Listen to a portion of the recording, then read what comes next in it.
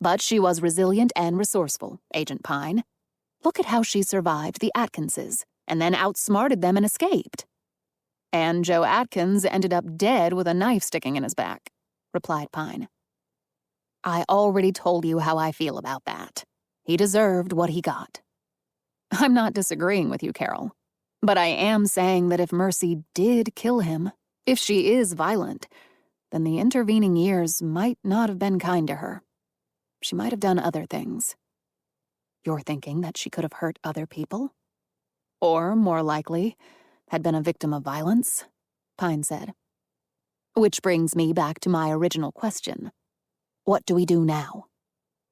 Her last sighting was near Crawfordville, Georgia. She got away that night, or at least it appeared she did. What do you mean, appeared? Asked Blum. Desiree Atkins has never been found. There are at least 3 scenarios that I can see. Pine counted them off on her fingers. She killed her husband and fled. Mercy killed her and fled. Or Desiree killed Mercy and fled. Why would Desiree kill her husband? By all accounts, she was a sadistic nut. We heard a gunshot on the video, and just assumed it was Joe firing at Mercy. But what if Desiree had the gun and was doing the shooting? What if Joe tried to stop her? He gets the gun away, but she stabs him. So you think Joe might have wanted Mercy to get away? I just don't see that.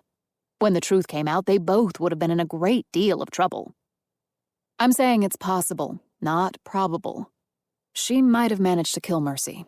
Then Joe got nervous and wanted to call the police. So she stabbed him and fled with Mercy's body.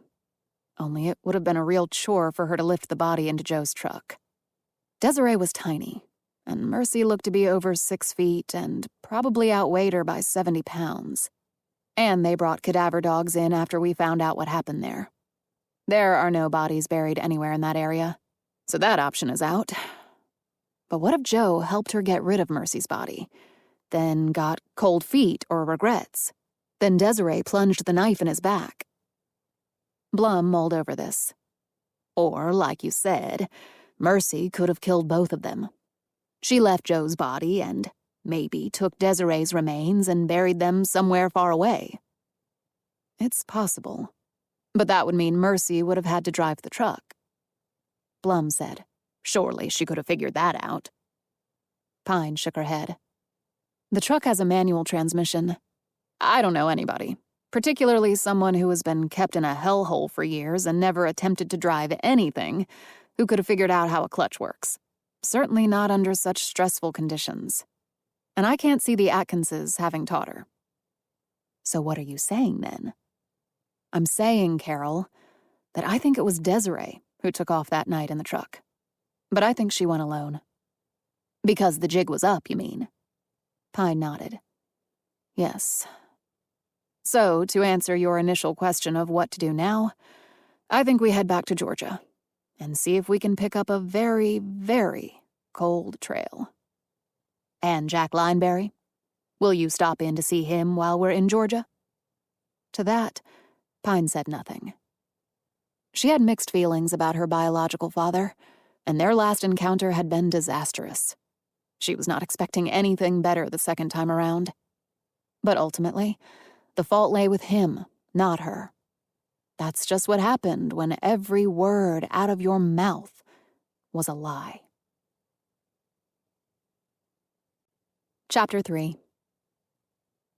Pine stared out the window of the rental car at Crawfordville, in densely wooded Tolliver County, Georgia. Here, you'd never see an assailant coming before it was too late. Thick foliage was a killer's best friend, whether they were hunting deer or people. They had flown into Atlanta from Virginia, rented the car, and driven here. They had already checked in with Dick Roberts. He was the retired, straight as an arrow county sheriff who had helped them when they were down here the first time. It had been Roberts who, years before, had answered the 911 call and found Joe Atkins's body. The question had always been, who'd stuck the knife blade there? Roberts also had been with Pine when they had discovered Mercy's old prison, cut into a knoll some distance away from the Atkinses' house, and when they had found and viewed the video chronicling her sister's escape. Roberts knew that Mercy was Pine's sister, and that this case was personal to her. No, it's not just personal. I'm betting my entire professional life on finally solving this thing. There is no going